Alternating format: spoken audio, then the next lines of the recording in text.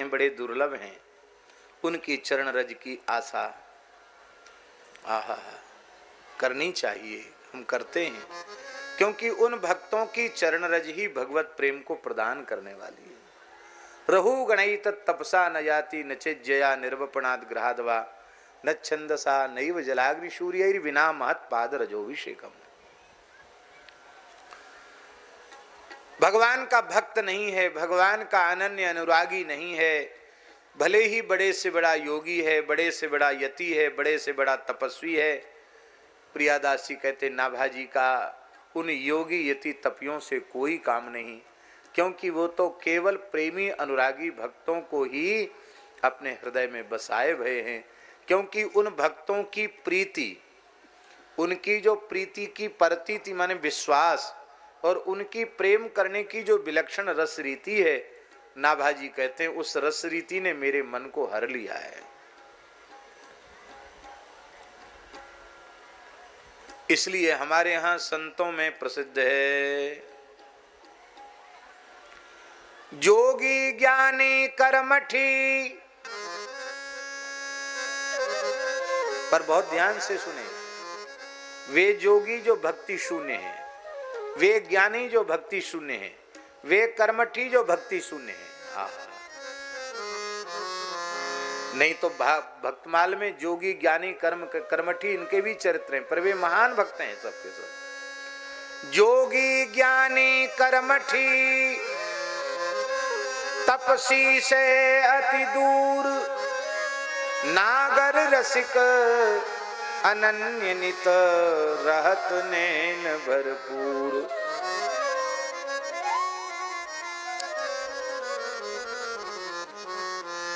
और एक कहावत तो गुदड़िया बाबा की ऐसी प्रसिद्ध है, ये गुदड़िया बाबा बड़े सिद्ध थे महाराज जी,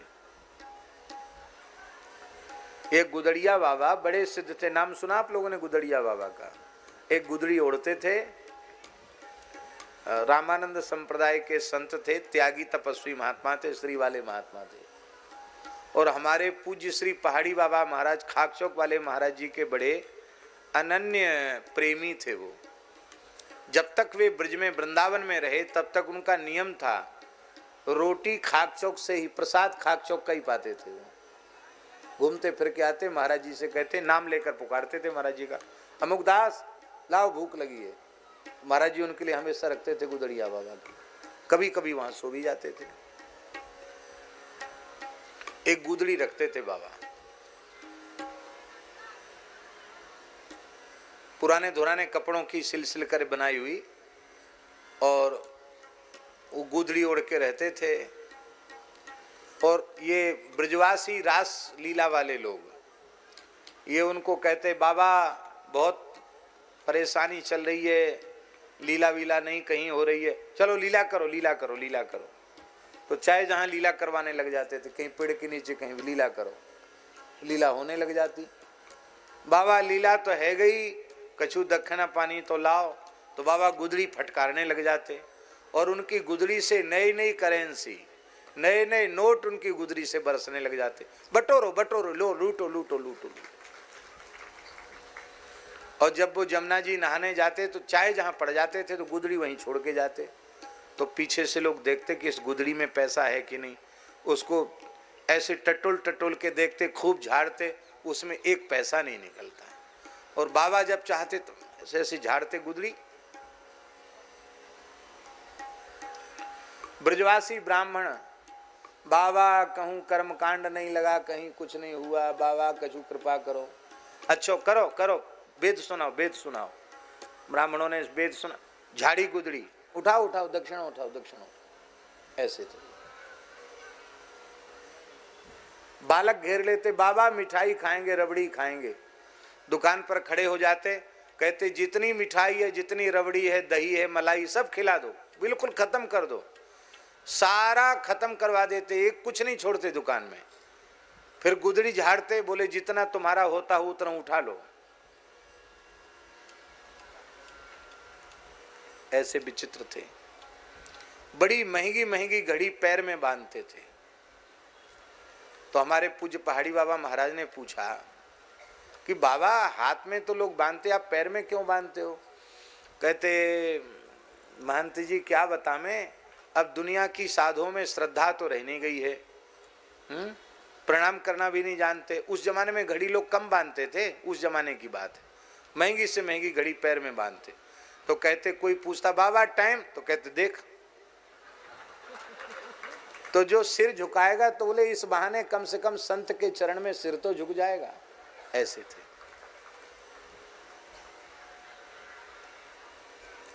महाराज जी से कहते थे कि दुनिया मुझे सिद्ध कहती है और मैं आपको सिद्ध मानता हूं। महाराज जी को कहते थे गुदड़िया बाबा। क्यों? कहते आपके जैसी योगिक सामर्थ्य मैंने किसी में नहीं देखी और आपके जैसी निष्कामता भी मैंने किसी में नहीं देखी, क्योंकि आपके मन में कभी किसी वस्तु की प्राप्ति का संकल्प ही उठता नहीं। महाराज जी कोई बात कहते थे और अपनी बड़ी बड़ी विलक्षण अनुभूतियां वो महाराज जी को बताते थे। वो गुदड़िया बाबा बाद में ब्रज छोड़ के अयोध्या जी चले गए और अयोध्या जी में ही उन्होंने अपना शरीर पूरा किया।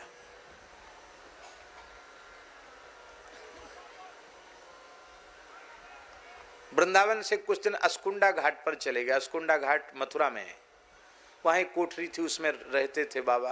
अवधूत तो थे ही। और हमने महाराज जी से पूछा कि महाराज जी ये गुदड़ी में जो चमत्कार था वो कैसे था? तो बोले कि बाबा ने स्वयं हमको बताया कि 12 साल चित्रकूट में रह करके हमने राम नाम का जप किया, तो कहीं कोई लीला वगैरह हो रही थी तो हमको कुछ इच्छा हुई कि हम सरकार को भेंट करें, हमारे पास तो कुछ था नहीं।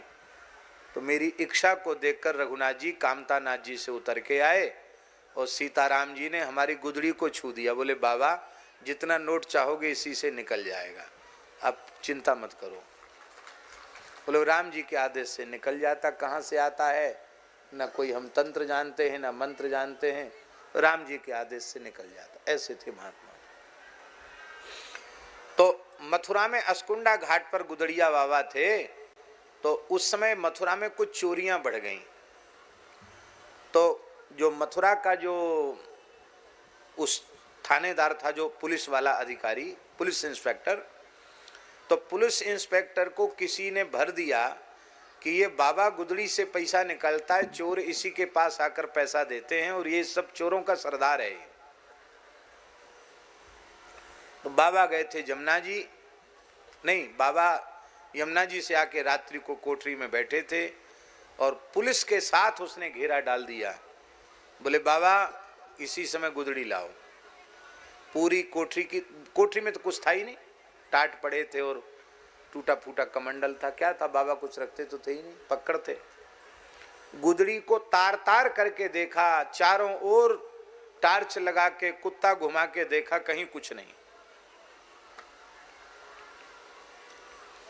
फिर थोड़ी डांट डपट भी की, कहाँ माल छुपाया है, कहाँ रखता है बता, नहीं तो जेल की हवा खानी पड़ेगी, चोरों का सरदार है। कुछ कुछ कहा उसने उठपटांग। बाबा सुनते रहे। बाद में बोले साले जितने आते हैं सब पैसे के ही भूखे आते हैं, ले पैसा ले पैसा। गुदड़ी झाड़ने लगे तो नोट गिरने लगे उसमें से। कांप गया महाराज। पुलिस इंस्पेक्टर भागा वहां से और बाबा भी वहां से चले गए। 7 दिन के भीतर उस पुलिस इंस्पेक्टर को गलित कुष्ठ हो गया, शरीर गल गया, पीप मवाद चूने लग गया और आकर उसने फिर महाराज से क्षमा मांगी। एक कांड में सस्पेंड भी हो गया। वो 7 दिन के भीतर शरीर में कोढ़ हो गया और बाबा के चरणों में क्षमा याचना की। बाबा वृंदावन में विचर रहे थे। बाबा ने कहा बच्चा अपनी जन्मभूमि पर हनुमान जी का मंदिर बना दे, अपनी ईमानदारी की कमाई से जो तुझे तनख्वाह मिलती उससे, और राम राम कर ठीक हो जाएगा। हनुमान जी का मंदिर बनाए, ठीक हो गया। इसके बाद बाबा बोले अब ब्रज में नहीं रहेंगे। यहाँ पुलिस पीछे लग गई और बाबा अयोध्या जी में आ गए। दिन भर घूमते थे और शाम को सोते थे अयोध्या कनक भवन की देहली पर सिर रख के सोते थे। गुदड़ी बिछाली, देहली पर सिर रख के सोते थे। और जब सरयू स्नान के लिए जाते तो तमाम बच्चे, तमाम लोग उसकी उनकी गुदड़ी ऐसे पटक पटक के देखते थे कि इसमें रुपया कहाँ है। रुपया कहाँ गुदड़ी में। ऐसे सिद्ध थे बाबा गुदड़िया बाबा। उन गुदड़िया बाबा की भी एक बात पूज्य गुरुदेव हमारे गुरुदेव श्री भक्तमाली जी ने भक्तमाल की टीका व्याख्या में लिख दी है। बहुत सुंदर बात है।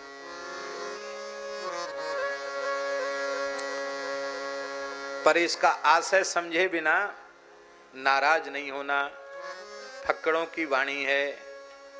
एक जगह हमारे एक संत हैं मदन मोहन दास जी, उन्होंने बोल दिया तो उधर रानी खेत की बात है तो पंडित सब नाराज हो गए, इनकलाब जिंदाबाद करने लगे, बोले सब जेल मानहानि का दावा करेंगे।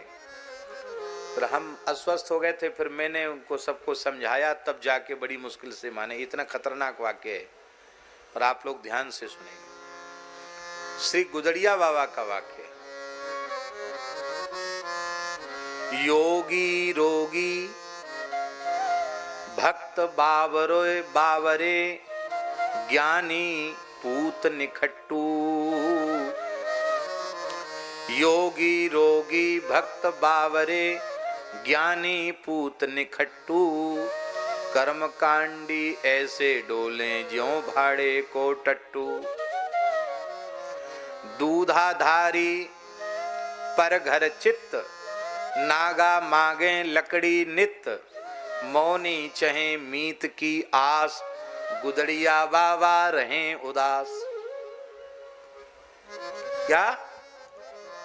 मौनी चहे मीत की आस गुदड़िया बाबा रहें उदास। ध्यान में आई बात।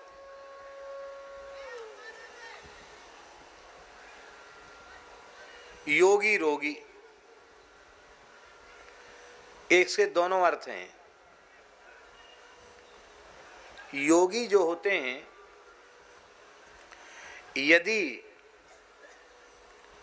भक्त नहीं है तो चाहे जितना यम नियम आसन प्राणायाम कर लें और चाहे तमाम योग की सिद्धियों को अर्जित कर लें, किंतु यदि भगवत भक्ति नहीं उदित भई है, भगवत शरणागति का भाव उनके मन में जागृत नहीं हुआ है, तो उन योगियों का भवरोग दूर होने वाला नहीं है। इसलिए योगी रोगी। महाराष्ट्र की धरा पर महान योगी चांगदेव थे, लेकिन हरिभक्ति जब तक उन्हें प्राप्त नहीं थी तब तक उनके मन का मात्सर्य नहीं गया। संत ज्ञानेश्वर जी के प्रभाव से ही वे चिढ़ने लग गए और अंत में ज्ञानेश्वर जी के शरणापन्न हुए। तब उनकी योग साधना सफल हुई। तो योगी रोगी, योगी माने भक्ति शून्य योगी, भवरोगी।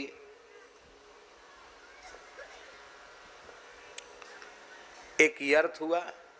दूसरा अर्थ ये हुआ कि खूब खाने पीने वाले लोग वो तो हमारे जैसे मोटे होते हैं, और नेति धोती बस्ती कुंजल शंख प्रछाल आदि यौगिक क्रियाओं को करने वाले उनका शरीर तो ऐसा होता है, इकहरा शरीर होता है।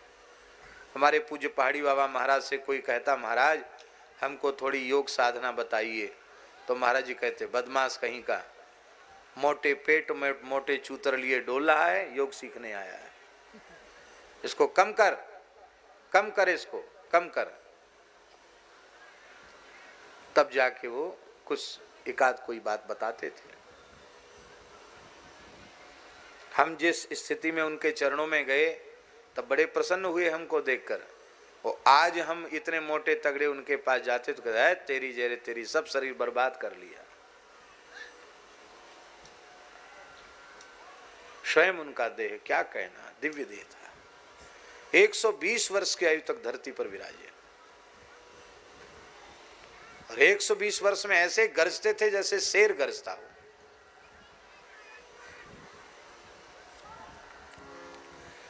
तो भैया योगाभ्यास करने वाले, साधन करने वाले, उनका शरीर मोटा तगड़ा नहीं, वो संसार की दृष्टि में रोगी जैसे लगते हैं। योगी रोगी, भक्त बावरे, इसके भी दो अर्थ हैं।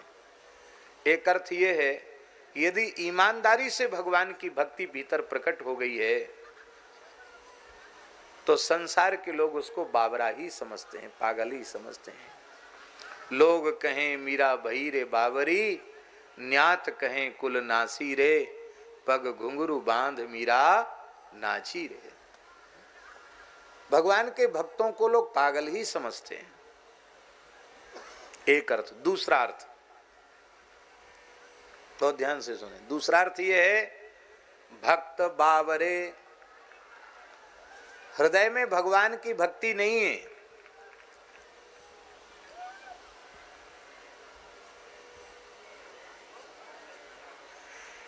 केवल और केवल भक्ति का स्वांग मात्र रचते हैं।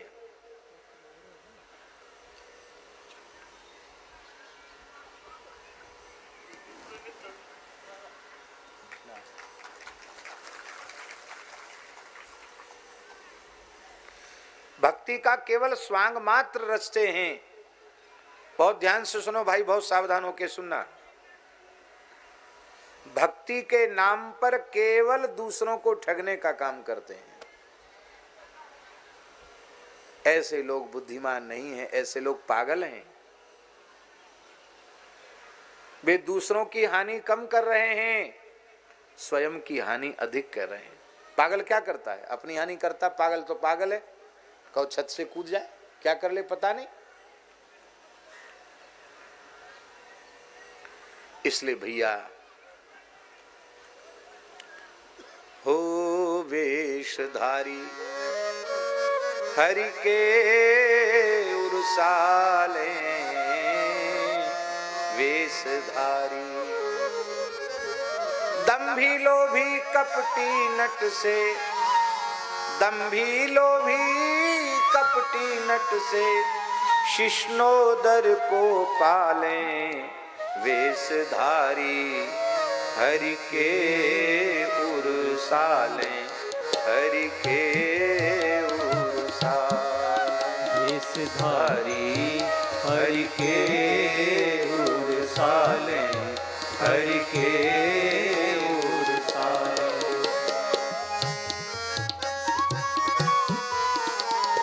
दंभी लोभी कपटी नट से, शिष्णोदर को पाले, वेशधारी हरि के उर्साले, हरि के उर्साले।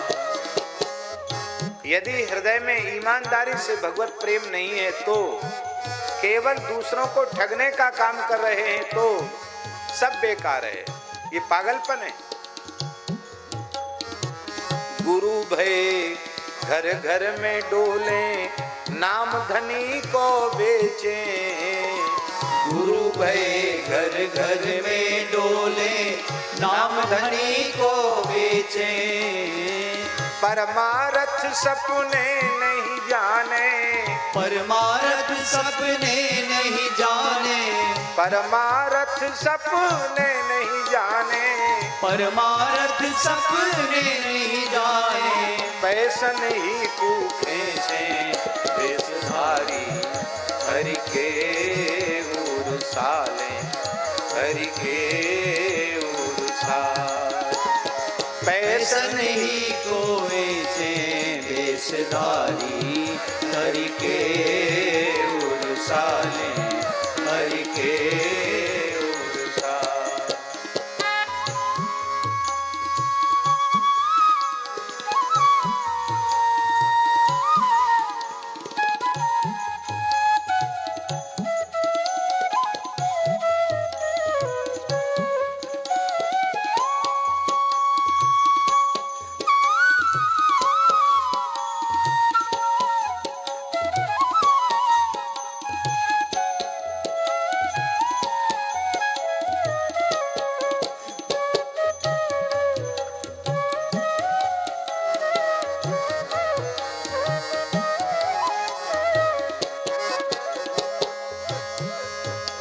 यदि केवल दिखावा है, पाखंड है, दूसरों को ठगने की भावना है तो कोई साधन काम आने वाला नहीं।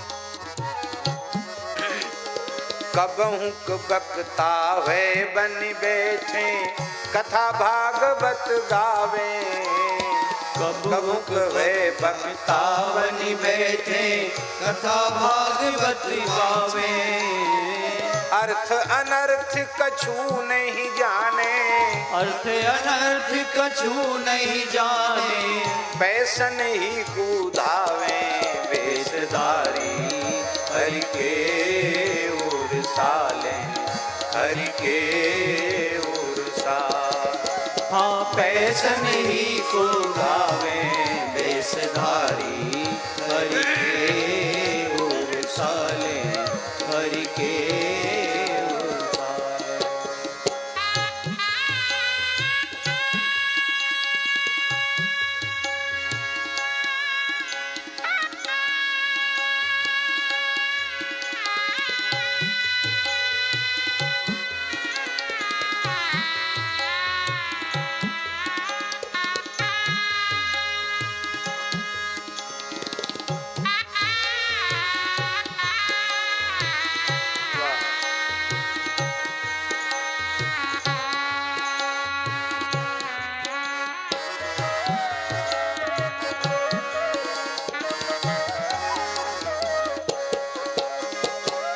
भगवान के मंदिर में सेवा पूजा करते हैं श्याम, पर ठाकुर जी से प्रेम नहीं है, केवल दुनियादारी से प्रेम है।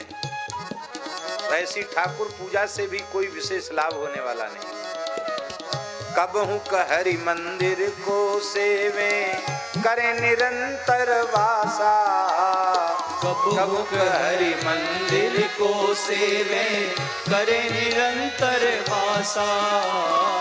भाव भगति को लेस न जाने, भाव भगति को लेस न जाने, भाव भगति को लेस न जाने, भाव भगति को लेस न जाने, पैसन ही की आशा वेशधारी हरि के ओर साले, हरि के ओर साले। हाँ पैसन ही की आशा वेशधारी हरि के ओर साले, हरि के ओर साले।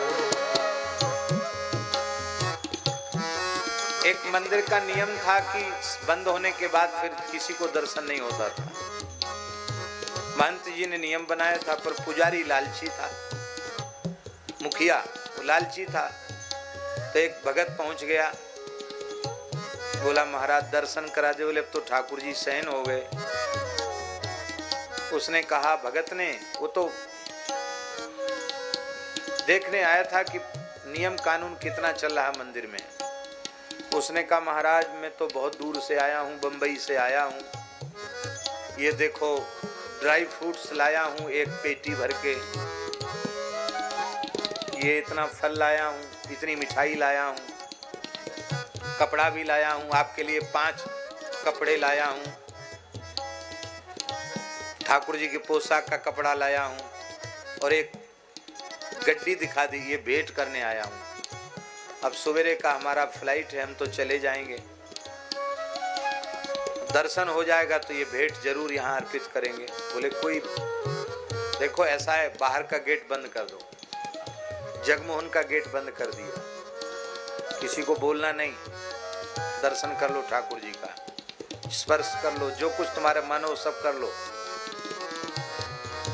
खोल के दर्शन करा दिया,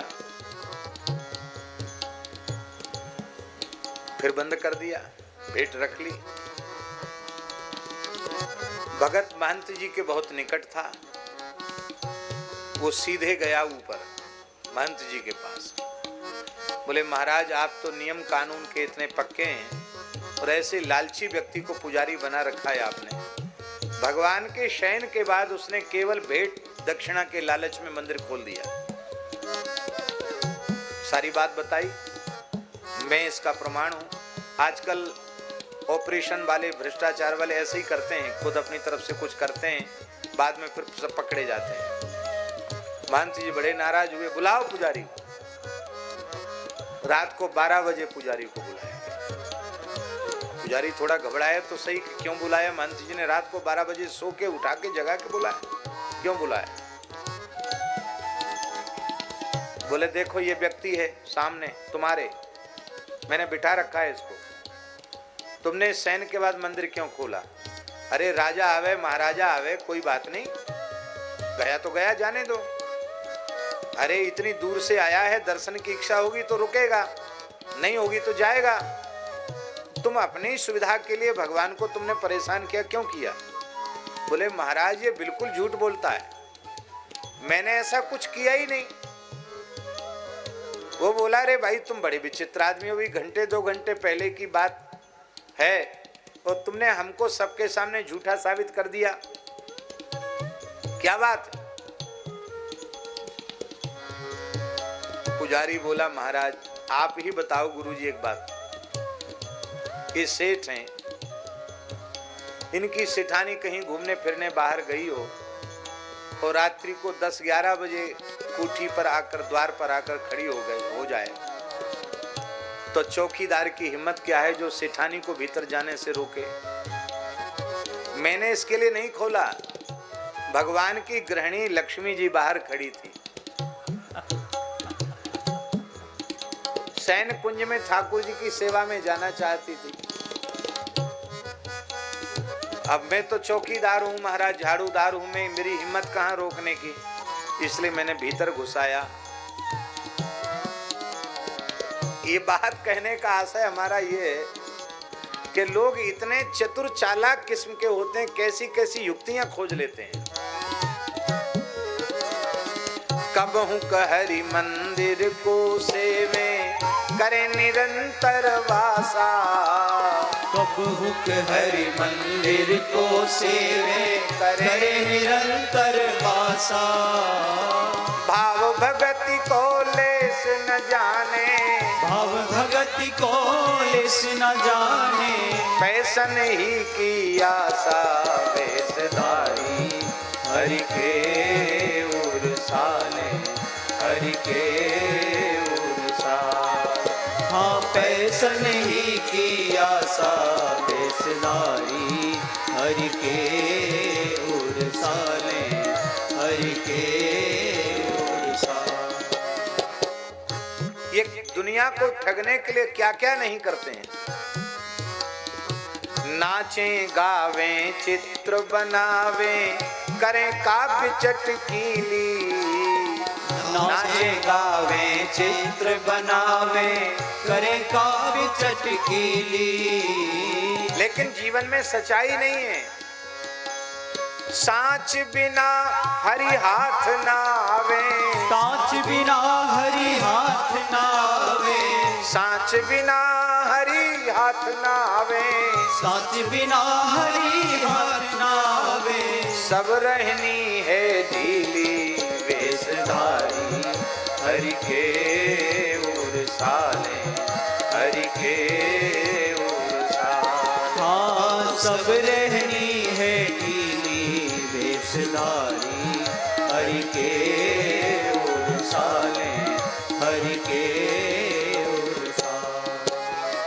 बिनु विवेक वैराग्य भगति बिनु सत्य न एको मानो, बिनु विवेक वैराग्य भगति बिनु सत्य न एको मानो, बिनु विवेक वैराग्य भगति बिनु सत्य न एको मानो, बिनु विवेक वैराग्य भगति बिनु सत्य न एको मानो, भगवत विमुख कपट चतुराई, भगवत विमुख कपट चतुराई, भगवत विमुख कपट चतुराई, भगवत विमुख कपट चतुराई, सोपा खंडे जानो वेशधारी, हरि के उरसाले, हरि के उरसाले। हाँ सोपा खंडे जानो वेशधारी, हरि के उरसाले, हरि के उरसाले। हाँ वेशधारी हरि के उरसाले, हरि के उरसाले, हरि के उरसाले।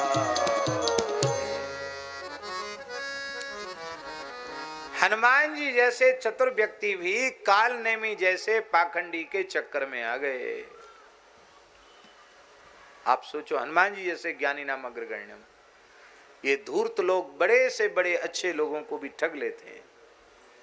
हमें एक बात याद आती है, बार बार याद आती है, हमारे पूज्य गुरुदेव के हम लोगों में प्रथम शिष्य थे, वो विरक्त शिष्यों में, जिन्होंने लगभग 9 वर्ष की आयु में महाराज जी से विरक्त वेश ग्रहण किया था।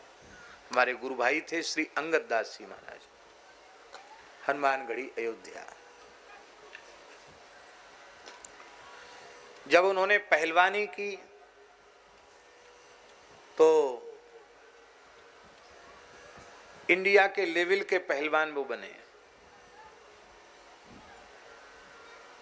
बहुत दिव्य शरीर था उनका, अच्छे भजनानंदी भी थे।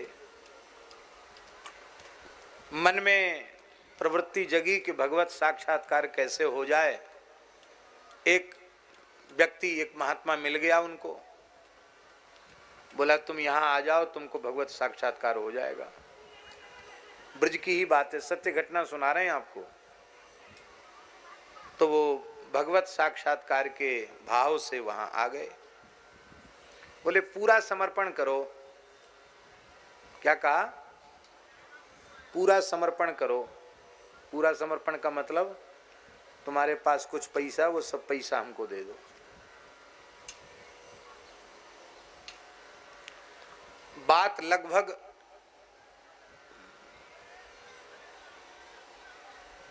90 से पहले की बात है। क्यों?